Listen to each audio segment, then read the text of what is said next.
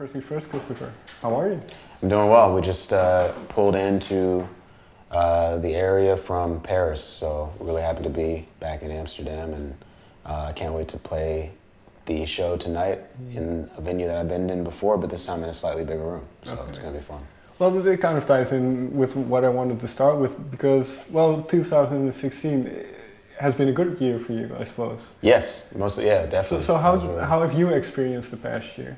It was a lot of stuff happening in succession. I was really, a lot of things were very surreal. I got to do a lot of things that I didn't think I would be able to do and meet a lot of people I didn't think I'd be able to meet, including just the members of the audience every night. That seems very reminiscent of the friends that I had when I grew up. So it's really great to connect with people on that level. And I'm just really excited to kind of finish out my tour in Europe and head back home to Los Angeles. When you wrote the album, and did you have any expectations of what would happen? No, definitely not. I think I expected a lot of learning on my part because I wrote the album to really kind of, as we've talked about before, just put me in a better place. So I'm really glad that I was able to make significant strides in the human department of self-improvement, and I hope that I can continue that journey. And well, that I'll save. I'm thinking of something, but I'll save that for a little bit later. But you talk about self-discovery, and obviously that isn't always an easy thing to do. So what was it like, especially when you started with the album? What was it like to kind of delve in parts of the unknown about yourself?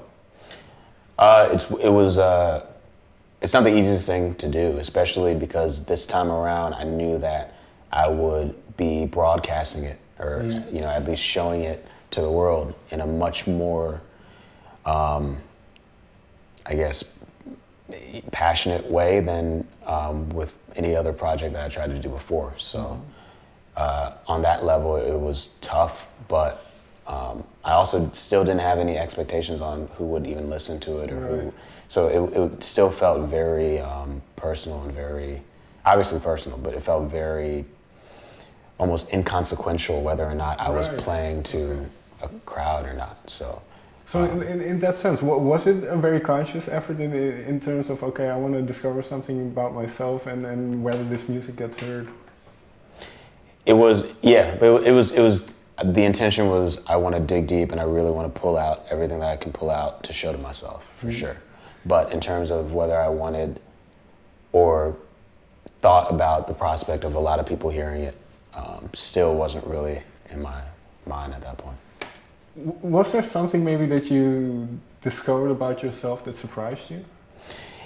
I think so, but it's all trial and error type stuff, because you're showing yourself, you're holding up a mirror and you're looking at all of the, you have to really analyze it to get to the bottom of what needs improvement, I guess. So it's not necessarily looking at something and seeing something that is brand new. It's more so how you deal with something that you never paid a lot of attention to, or how that plays into how you relate to the rest of the world or people that you meet. So I definitely noticed a lot of significant change or improvement in my relationship with the universe. But as far as specifically what I learned in a factual sense, I can't really. Sure. Well, one thing I remember from last time is you talked about certain walls that you had put up around you. Oh yeah, of course, yeah. So now that you've went through the process of making the album, and like you say, this connection you now have with the audience, are those walls coming down? Oh yeah, definitely, of course. And I mean, even since we last spoke, I obviously haven't really written a lot of material, but performing it is therapeutic in a very similar way. And so to go through a headline tour since we last spoke, it helped me a lot. And it's still kind of exponentially increased my rate of self-improvement. So definitely feel like I'm in a much better mental space. Well, this is very interesting because the live performances, did it come naturally to you? Because you've talked about being somewhat shy and... Yeah, I think even just despite that, definitely. Okay. Because even though I was very quiet as a kid, it's not necessarily a blanket classification, Sure. Just like I remember last time I was saying, people don't wake up and assign this personality trait to themselves. Right.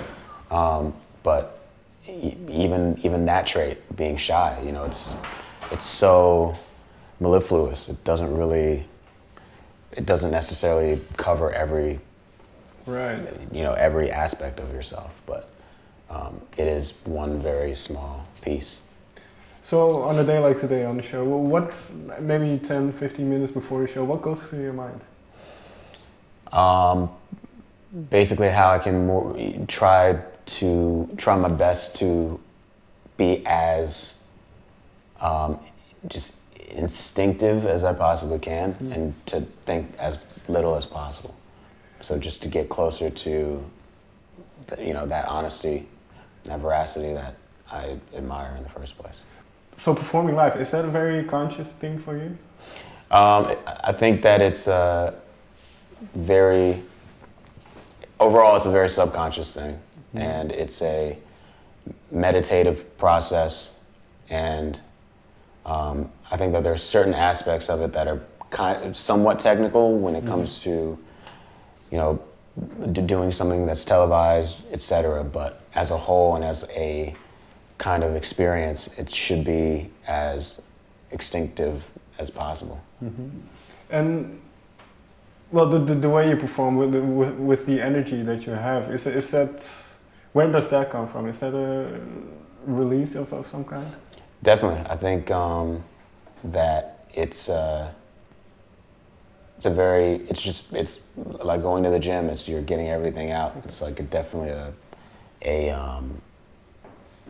passionate release, and then when it's done, it's like a relief to have had that release.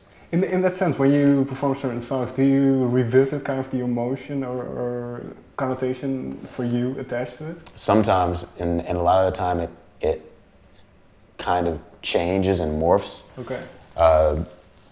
As time goes on. So there's some songs that I've performed, that I still perform in the sets today, that I've been doing for, almost 3-4 years. Sure. But it means something completely different from what it meant when I first started performing it. So I think that it's always a very kind of a personal thing. Like the meaning is just so entangled with where you are at that point. Can you give me one example of a song that kind of changed meaning, or the way you... Yeah, I have this song called Jupiter that started off on my EP that I released a while ago. That was called Zebra, and it meant something that was a little bit more entwined with the feeling, like the sonics, and less so the lyrics, because there's not really a lot of metaphor in that one, it's just pretty, literal in terms of like what I was trying to get over. And so a lot of the stuff on my album kind of is different from that, but the way that it was reimagined in a way was just because it was performed so often. Right. And I started to have a different feeling that related a little bit more towards just the overall emotion and power in the subtext.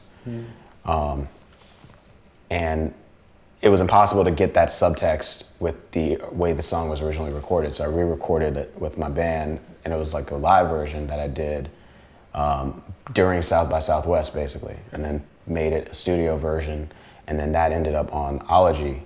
And it just had a different meaning. It just meant something different.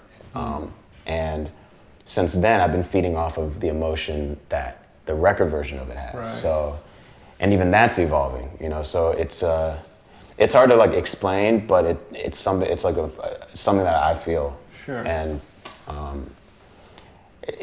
I know it's significant because every time that I'm on stage, it changes and it really connects with me.